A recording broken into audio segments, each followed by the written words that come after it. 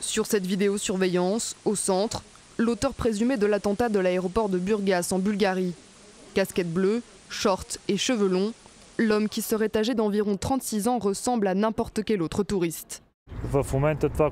L'explosion a été provoquée par un homme qui est mort dans l'attentat et dont l'identité exacte n'est pas établie.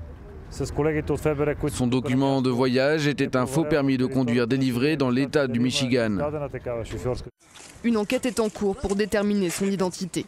L'attentat, lui, n'a toujours pas été revendiqué, mais pour Israël, pas de doute, c'est l'œuvre de l'Iran.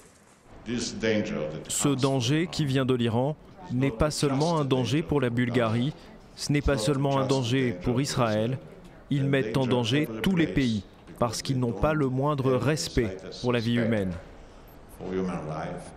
Selon Israël, l'Iran aurait déjà visé à de nombreuses reprises des Israéliens ces derniers mois. En février dernier, 2 attentats ont touché ses ambassades en Inde et en Géorgie. Peu de temps après, en Thaïlande, 2 Iraniens ont tenté de faire exploser une bombe dans le centre-ville de Bangkok, ciblant à nouveau des diplomates israéliens.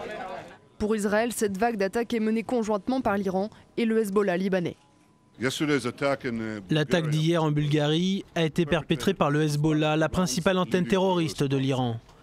Cette attaque fait partie d'une campagne mondiale de terreur. Elle a touché une douzaine de pays et 5 continents. L'Iran nie en bloc et sur la télévision d'État, on qualifie de hâtives et ridicules les accusations des dirigeants israéliens. Le régime sioniste, qui est responsable d'actes terroristes organisés au Liban, en Palestine et contre les savants nucléaires iraniens, est prêt à lancer des accusations sans fondement contre d'autres pays pour faire oublier sa nature terroriste.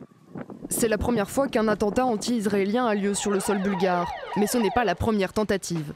Le 3 janvier dernier, une bombe a été découverte dans un autobus qui devait emmener des touristes israéliens dans une station de ski. Hasard ou non du calendrier, l'attentat de mercredi en Bulgarie coïncide avec le 18e anniversaire d'un autre attentat contre des Israéliens attribué à l'Iran.